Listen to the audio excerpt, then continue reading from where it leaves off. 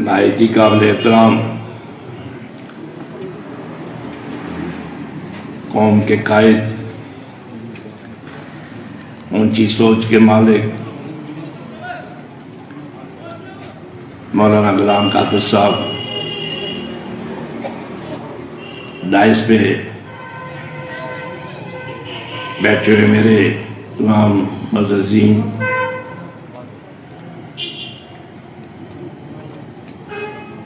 جو یہاں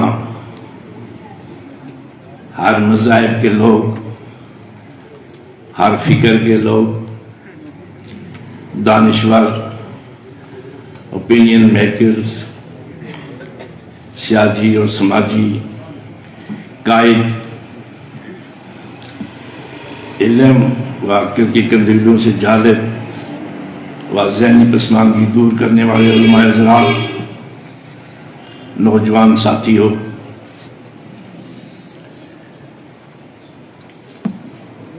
سعید صاحب کا میں مشکور ہوں کہ انہوں نے اس وقت پہ جو کہ پوری دنیا اس ہوا میں، اس آگ میں جھلس رہی ہے، یہ کوشش کی کہ اپنی بات وہ سینوں میں نہیں رہے تاکہ وہ آگے جانی چاہیے۔ جس مذہب سے، جس منصب سے آپ لوگ تعلق رکھتے ہیں، ان کا کام ہی یہی ہے۔ جس نبی کو ہم ماننے والے ہیں، جنہوں نے پوری دنیا کو جہالت سے، اندھیرے سے روشنی کی طرف لایا، اس کا ہم پالن کریں، اس راستے پہ چلیں۔ یہ بات یہاں پہ ہی ختم نہیں ہوتی۔ آپ نے سرجن سنگھ صاحب سے ان کے مذہب کے مطابق، ان کی سوچ کے مطابق جو کلمات سنے، اور ستیج شاشن صاحب ایک ذمہ دار پد پہ ہیں، ایک کمیونٹی کو ریپرزینٹ کرتے ہیں۔ میں تو سمجھتا ہوں ہمارے سارے شہر کو پھر ان کی ہمیشہ اچھی نظر رہتی ہے۔ یہ بیان کیا، ہر آدمی اپنے اعتبار سے اچھا کرنا چاہتا ہے، اچھائی کی طرف کرنا چاہتا ہے، لیکن اس حالات میں قیامت کی نشانیاں جو سامنے آ رہی ہیں، یہ آپ کا کام، جو صحیح معنوں میں علماء کا کام ہے، وہ حبیب صاحب آپ نے کر دکھایا۔ بڑا افسوس ہوتا ہے جب اس بینر تلے ہم کوئی بات کرتے ہیں، روٹی اور روزی کی بات کرتے ہیں، نشہ کی بات کرتے ہیں، خودکشی کی بات کرتے ہیں، ہم بھول جاتے ہیں کہ ہم انسانیت کے اس درجے سے ہی باہر ہیں جس میں یہ عام چیزیں ہیں۔ روٹی اور روزی کا جو ذمہ ہے وہ صرف اللہ نے ہمارے لیے اپنے ذمہ لیے ہو۔ اللہ کو ہم مانتے نہیں۔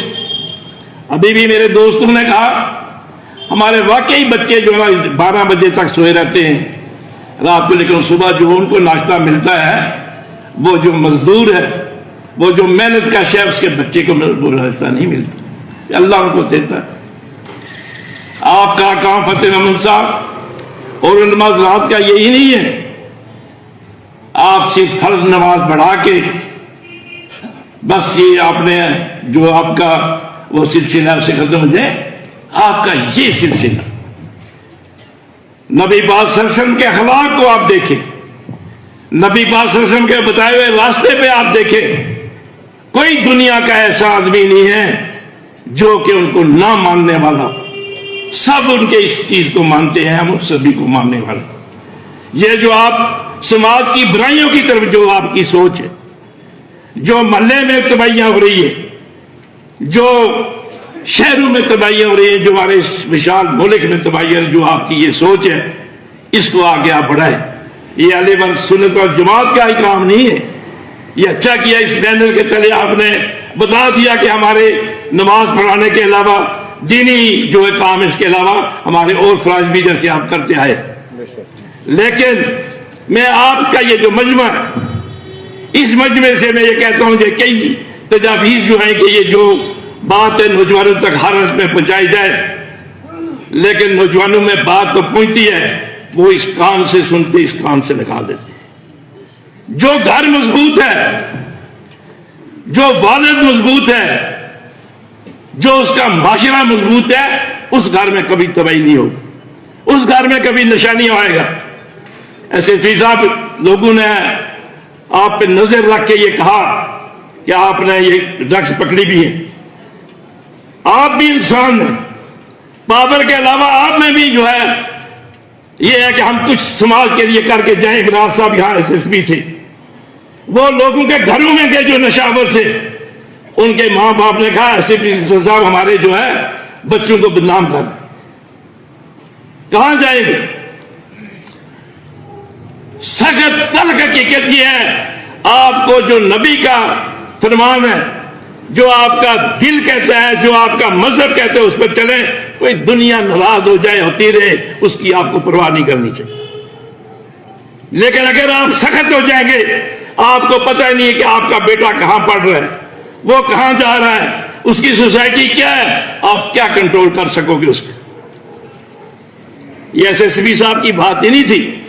میں بھی جب کسی کو کہتا ہوں کہ بھئی یہ ایسی یہ غلط کام ہے، میرے اپنے رشتہ دار، میرا بھائی بھی یہاں بیٹھا ہوا وہ اپنی جگہ مجھے کہتے ہیں اس کو کیا ضرورت ہے یہ کہنے کی؟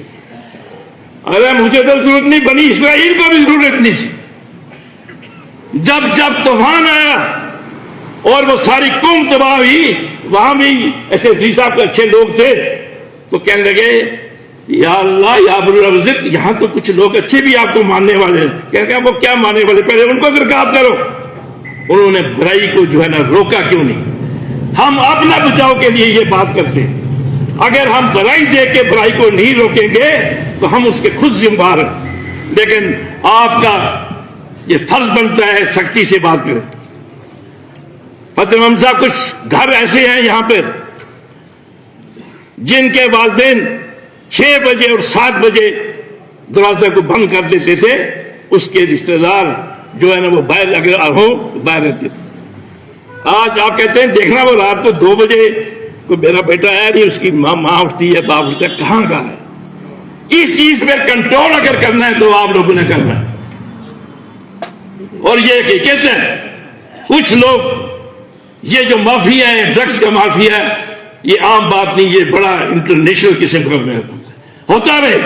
لیکن اگر ہم خود مضبوط ہوں گے تو ہمارا جو ہے نا وہ کچھ نہیں بگاڑ سکیں گے۔